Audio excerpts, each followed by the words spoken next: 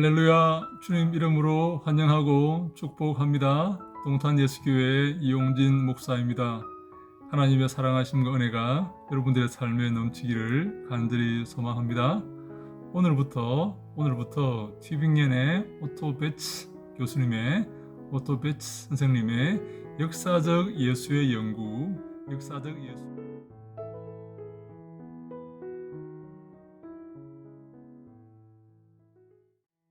역사적 예수의 진실이라고 제목이 되어 있지만 역사적 예수의 연구 독일어 제목은 Was wissen wir von Jesus입니다.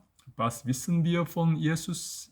우리가 예수에 대해서 무엇을 알고 있는가, 무엇을 아는가 하는 것입니다. 역사적 예수에 관한 연구이죠. 그런데 요즘 제가 이 책들을 보면 역사적 예수에 관련된 그런 책들이 많이 나와 있어요. 역사적 예수, Historical Jesus, 역사적 예수에 관해서 많은 사람들이 연구를 했는데 참 많은 부분에서 아쉬운 그런 부분이 있어요. 많은 아쉬운 부분들이 있어서 제가 튜빙겐에서 사사였던 제 선생님 오토 베츠 교수님의 역사적 예수 연구라는 그 책 제목은 한글 제목은 역사적 예수의 진실이라고 되어 있습니다. 독일어 제목은 아까 말씀드렸듯이 Was wissen wir von Jesus인데 그 책을 한번 읽어보면서 여러분과 함께 역사적 예수에 관해서 우리가 무엇을 알 수 있고 어떻게 알아야 되고 어떤 믿음과 어떤 신앙을 가져야 되는가를 한번 생각해보는 그런 시간을 갖고자 하는 것입니다. 역사적 예수의 진실이라고 되어 있는 그 책을 여러분 혹시 구할 수 있다면 구하셔서 함께 읽어보시면 너무나 좋겠습니다. 아니면 제가 여기서 읽으면서 그 책을 읽으면서 여러분과 함께 역사적 예수의 연구에 대해서 한번 생각해보는 그런 시간을 가지고자 하는 것입니다. 제가 본 책 중에 성경을 제외한 제가 본 책 중에 역사적 예수에 관한 연구 가운데서 역사적 예수에 관한 연구 가운데서 가장 중립적이고 가장 균형이 잡힌 가장 잘 묘사된 책이 바로 오토 베츠 선생님의 역사적 예수의 진실이 아닌가라고 생각이 됩니다. 그래서 여러분과 함께 그 책을 함께 읽으면서 어떻게 우리가 바른 믿음을 가지고 바른 예수상을 가질 수 있는가 하는 것을 생각해 보고자 합니다. 여러분 혹시 의문나는 점이 있다면 댓글에 달아주시면 제가 알고 있는 한에서 잘 답변을 해 드릴 것을 약속을 드립니다. 많은 관심을 가지시고 역사적 예수에 대해서 한번 생각해 보고 어떻게 우리가 예수의 상을 그릴 것인가, 어떻게 예수를 잘 이해하고 그 예수의 상을 우리의 믿음의 주로 받아들일 것인가에 대해서 한번 생각해 보는 그러한 시간을 가지면 좋겠습니다. 여러분 혹시 이 주제가 너무나 진부하다고 생각되십니까? 절대로 그렇지 않습니다. 이것은 아주 우리의 신앙에 중요합니다. 왜냐하면 많은 사람들이 예수는 한갓 교사에 불과하다, 한갓 4대 성인에 불과하다라고 생각하는 사람이 있고 또 어떤 사람은 예수를 허황된 인물이다, 실존하는 인물이 아니다라고 생각하는 사람도 있어요. 하나는 너무나 영적으로 예수를 바라보는 거고 다른 하나는 너무나 역사적으로 너무나 현실적으로 예수를 바라보는 것입니다. 우리는 이 두 가지 관점을 잘 조화시켜야 됩니다. 왜냐하면 예수님은 하나님의 아들로 이 땅에 오신 분이시기 때문입니다. 하나님의 아들이 육신을 입고 우리와 같이 육신을 입고 이 땅에 오셔서 우리에게 생명의 말씀을 전했기 때문에 우리는 이 두 관점을 다 가져야 됩니다. 그래서 이 두 관점을 다 가지고 예수를 더 정확하게 바르게 이해해야 되는 것이죠.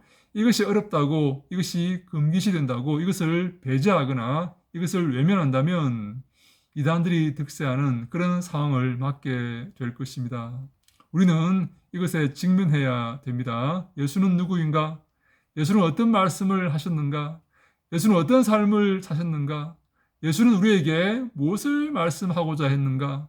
예수에 대해서 우리가 무엇을 과연 알고 있는가? 역사적으로 어떻게 알고 있고 영적으로 어떻게 알고 있고 복음서의 제자들이 예수를 어떻게 이해했고 바울과 다른 제자들이 예수를 어떻게 이해했는가? 그렇다면 오늘을 살아가는 우리는 어떻게 예수를 이해해야 되는가 하는 것을 우리가 생각해 보아야 됩니다. 깊이 연구해 보아야 됩니다. 왜냐하면 우리는 예수교를 믿고 있기 때문입니다. 기독교를 믿고 있기 때문이에요. 이것을 외면하고 이것을 등한시하고 이것을 다른 걸로 치부한다면 우리는 신앙의 핵심을 놓치게 되는 것입니다. 이 자리를 이단에게 내어주고 잘못된 어떤 학설과 잘못된 이데올로기에 내어주는 우리를 범하게 되는 것이죠. 그럴수록 한가운데 있는 이 진리의 말씀, 이 예수상을 우리가 파헤치고 함께 직면하고 토론하고 논의해 나가는 것이 중요합니다. 지금 많은 사람들이 이 예수에 관해서, 이 역사적 예수에 관해서 논의하고 있는데요. 지금 대부분의 어떤 학문적 흐름은, 학계의 흐름은 역사적 예수는 잘못된 것이다. 우리가 알 수 없다. 그 말씀은, 예수의 말씀은 실제로 예수가 했는지 안 했는지 우리가 알 수 없다 하는 그런 비관적인, 어떤 학문적인 그런 쪽으로 분위기가 흘러가고 있다는 것을 우리가 기억해야 됩니다. 너무나 불행한 일이죠. 잘못된 일이죠. 예수에 대해서 알 수 없습니까? 이게 예수의 말씀이 아닙니까? 이게 후대의 사람들이 예수 입에 집어넣어서 우리에게 어떤 교훈을 주고자 한 것입니까? 그렇지 않습니다. 오늘 저와 함께 오토 베츠 선생님의 역사적 예수의 연구, 이 책에 대해서 한번 생각해 보면서 오늘부터 한번 역사적 예수는 누구인가? 어떻게 예수를 받아들여야 하는가? 우리에게 가장 중요한 예수에 대한 관점은 무엇인가에 대해서 한번 생각해 보고자 하는 것입니다. 저는 특별히 오토 베츠 선생님에게 특혜를 입었던 사람입니다. 저는 튜빙엔에 공부하면서 오토 베츠 교수님의 집에, 자택에 직접 찾아가서 그에게 배웠던 그런 은혜를 입은 사람입니다. 저는 일주일에 두 번씩 오토 베츠 선생님의 자택에 찾아가서 사모님에게 라틴어를 배우고 베츠 교수님에게 신약신학을 배웠습니다. 개인적으로 배웠던 것이죠. 제가 이 사실을 친구들에게 말하자 친구들이 다 놀라는 것입니다. 그 선생님께서 얼마나 엄하시고 얼마나 우리에게 학문적인 것을 강조하셨던 그런 분이신데 어떻게 너를 자기 집에 초대해서 그렇게 가르쳐 줄 수가 있는가? 어떻게 너에게만 그렇게 특혜를 베풀 수가 있는가라고 부러워했던 그런 기억들이 있습니다. 그 선생님은 정말로 성인의 반열에 들어가도 좋을 만큼 외국인들에게 따뜻한 사랑과 자비를 베푸셨던 그런 분이십니다. 오늘 저와 함께 그 선생님의 그 책을 읽으면서 선생님이 우리에게 하고 싶은 그런 얘기가 무엇인지 한번 생각해 보는 그런 시간을 가지고자 합니다. 제가 천천히 한번 읽어 보겠습니다. 신약 성서에 대한 비판적 연구는 언제나 우리의 신앙의 역사적 기초에 대해서 질문을 제기하였다. 신약 성경의 연구는 언제나 우리의 역사적 문제, 예수의 역사적 문제에 대해서 질문을 제기했다라고 하는 것입니다.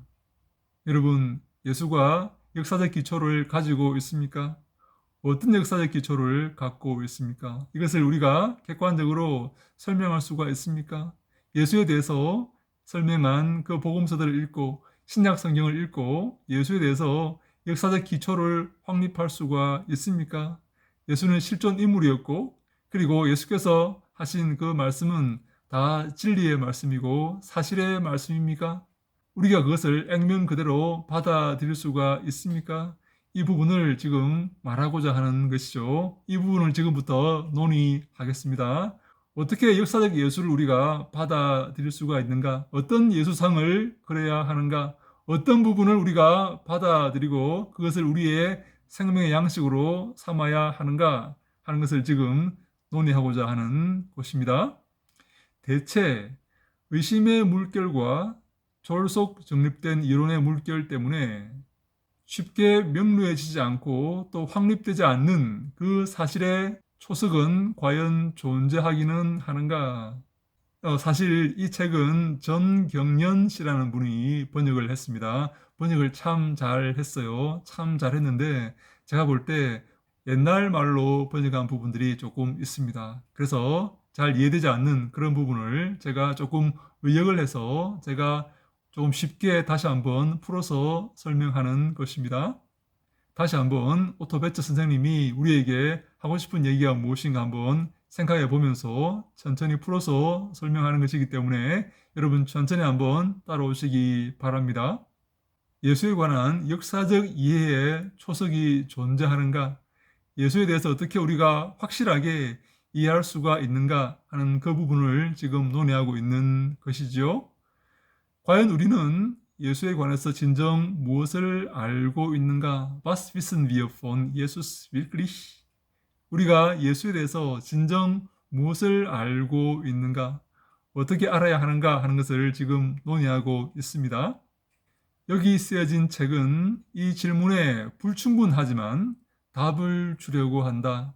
답을 주기 위해서 노력한다는 것이죠. 이 노력은 우리 모두가 행해야 합니다. 예수에 관한 역사적 진실, 역사적 사실에 대해서 우리가 추구하고 공부하기 위해서 노력해야 된다는 것이죠. 이 책은 복음서들이 역사적 예수의 질문에 답할 수 없을 것이라는 견해를 받아들이지 않는다라고 말합니다. 요즘 많은 학자들이 복음서는 역사적 예수에 대해서 아무것도 말할 수 있는 것이 없다. 우리가 복음서를 통해서는 역사적 예수에 대해서 알 수 있는 것이 없다라고 주장을 합니다. 그것은 왜냐하면 복음서는 역사적 예수에 관한 책이 아니라 어떠한 그들의 신앙의 고백이고 그들이 꾸며낸 기록이다라고 생각하는 것이 학계의 흐름이다라는 것입니다. 다시 한번 이야기합니다. 여러분 이해되십니까? 요즘 학계의 흐름은 이 복음서의 기록을 역사적 예수에 관련된 진실한 기록이다라고 보기보다는 이것이 꾸며낸 기록이고 하나의 신앙의 고백이다라고 보는 그런 경향이 있다는 말이죠. 그것을 오토 베츠 선생님은 반대하고 있는 것입니다. 이 책은 복음서들이 역사적 예수의 질문에 답할 수 없을 것이라는 견해를 받아들이지 않는다. 이 책은 복음서들이 역사적 예수에 관련된 어떤 견해를 우리에게 말해줄 수 있다는 것이라는 것이죠. 여러분 이해가 되십니까? 복음서는 우리에게 역사적 예수에 관련된 사실들을 말해줄 수가 있어요. 이것이 역사적 예수에 관련된 그 지식을, 진실을 말할 수 없다, 말해줄 수 없다, 복음서는 오염된 것이다 라는 그러한 세간의 주장은 잘못된 것이다. 그러한 학자들의 주장은 잘못된 것이다 라고 오토 베츠는 지금 말하고 있는 것입니다. 다시 합니다. 신약 성경을 통해서 우리는 역사적 예수에 관련된 지식을 알 수 있다. 그 지식을 얻을 수가 있다라고 오토 베츠는 지금 주장을 하고 있는 것이지요. 물론 복음서들은 신앙의 증언으로서 읽혀져야지 역사적 자료로 읽혀져서는 안 된다라고 말합니다. 복음서는 신앙적인 사료입니다. 복음서는 신앙의 기록입니다. 그것은 일반적인 역사적 사료가 아니에요. 그것은 믿음의 기록이고 신앙의 기록이며 우리의 삶에 관한 기록이다. 그렇게 보아야 되는 것입니다. 그것을 역사적인 기록이다, 사실적인 기록이다라고 보아서 그것을 일반적인 역사 문서와 동일하게 취급해서는 안 된다라는 그런 주장을 하는 것이죠.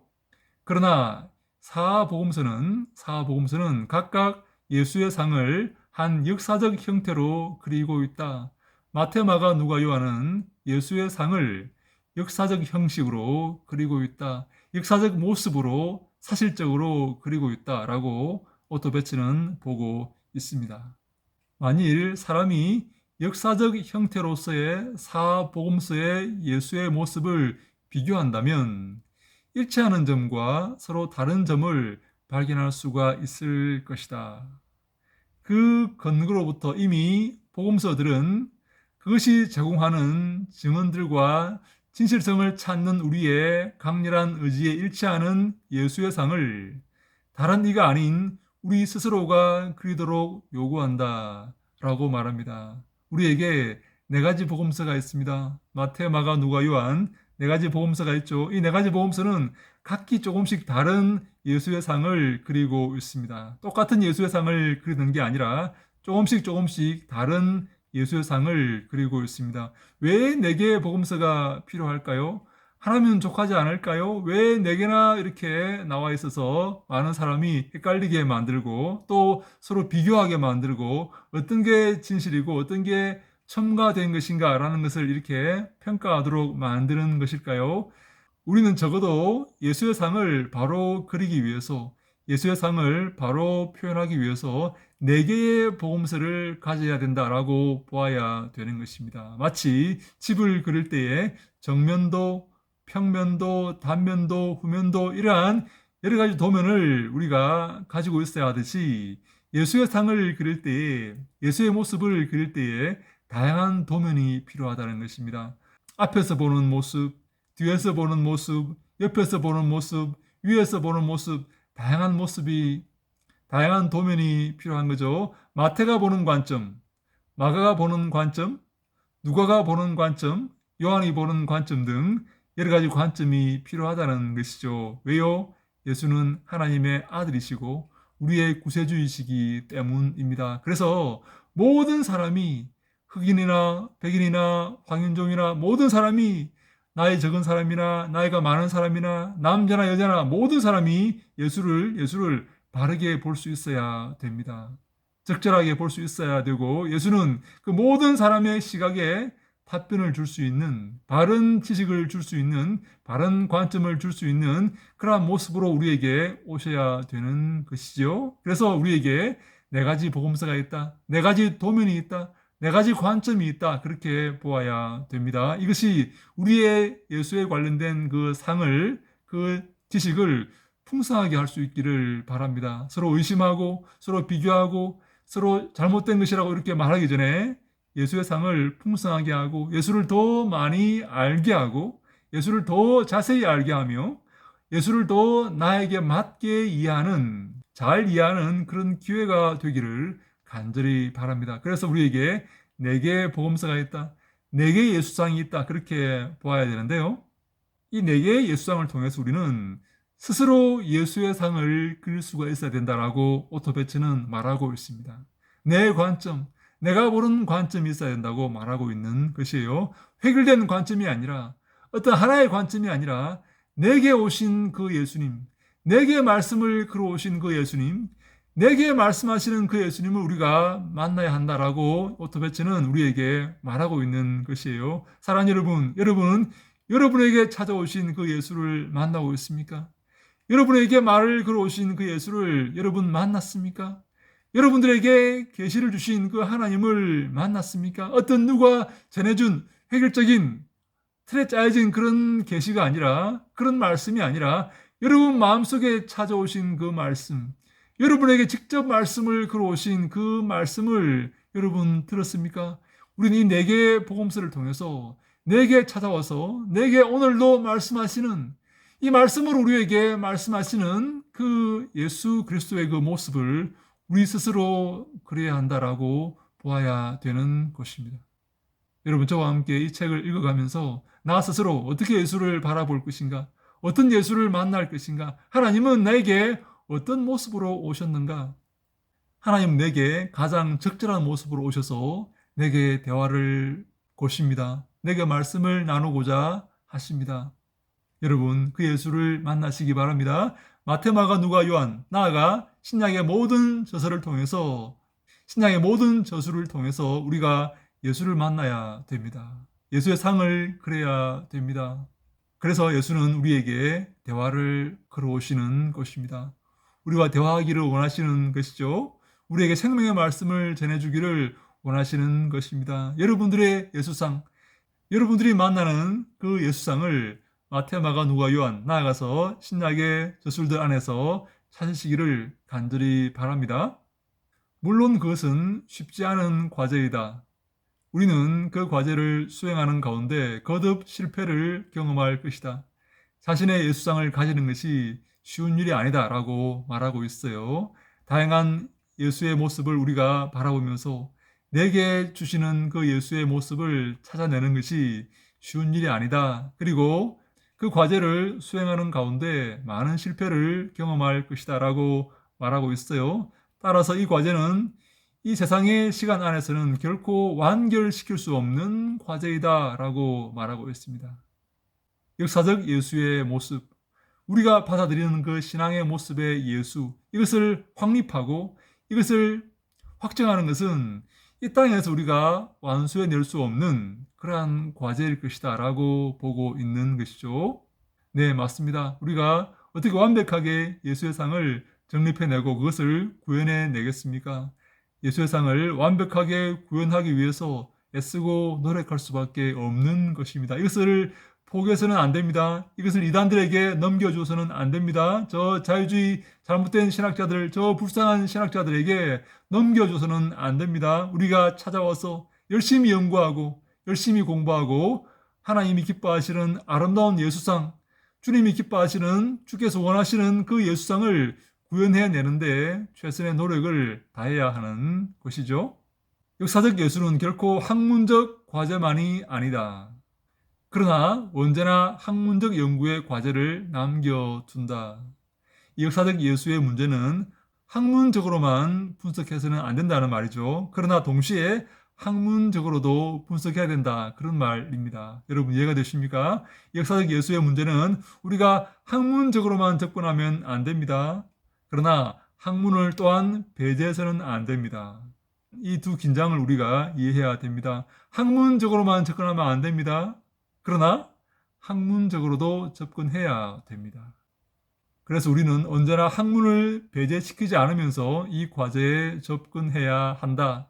다시 말해 이 과제는 학문과 신앙의 결합을 통해 탐구되어 가야 한다. 네, 여기서 우리가 배치 교수님의 어떤 이 책의 입장을 우리가 볼 수가 있습니다. 역사적 예수의 연구에 관한 배치 교수님의 입장을 볼 수가 있는 것이죠. 학문과 신앙을 함께 보아야 한다. 학문으로만 봐서도 안 되고 신앙으로만 봐서도 안 된다. 학문과 신앙을 결합시켜서 잘 조화시켜 나아가야 한다. 그것이 가장 건강한 예수상이고 역사적 예수의 연구의 주제가 되어야 한다라는 말씀입니다. 여러분 기억하십시오. 학문과 신앙을 함께 조화시켜서 가야 됩니다. 그 둘 중에 어느 하나도 빼서는 안 됩니다. 제외해서는 안 됩니다. 학문과 신앙, 이것을 함께 조화시켜서 함께 이끌고 나아가는 그것이 바로 이 연구의 방법론이다. 그렇게 볼 수가 있습니다. 어떤 사람은 신앙을 배제하고자 한다. 그래서 역사적으로 증명이 되지 않는 것을 부정하려고 한다. 많은 자유주의 학자들이 그렇게 주장을 하죠. 신앙을 배제하고 역사적 사실만 받아들이려고 하는 것이죠. 그래서 역사적으로 증명이 안 된 것은 다 거짓으로 치부하는 것입니다. 역사적인 어떤 사실에 근거한 어떤 내용만 받아들이고자 하는 것이죠. 그것은 잘못된 생각입니다. 잘못된 접근 방법입니다. 이러한 선언적으로 내리는 부정은 예를 들면 역사적 모세나 소크라테스에 대한 질문에서 그런 것처럼 여기서도 용납될 수가 없는 것이다. 그렇게 말합니다. 우리가 역사적 예수에 대해서 공부할 때에 역사적 모세를 우리가 알고 있습니까? 역사적 소크라테스를 알고 있습니까? 그렇지 않지만 그 모세나 소크라테스에 관련된 역사적 증명 자료가 없지만 우리가 그 두 사람을 받아들이고 인정하지 않습니까?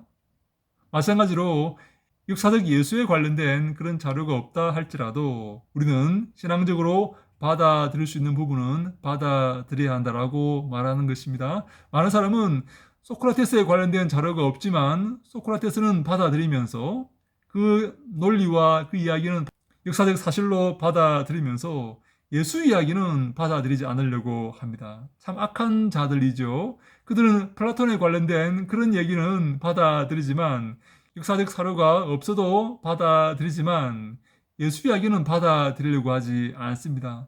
너무나 악한 자들입니다. 기독교의 근간을 허물기 위한 잘못된 시도이다. 악한 시도이다라고 볼 수밖에 없는 것이죠.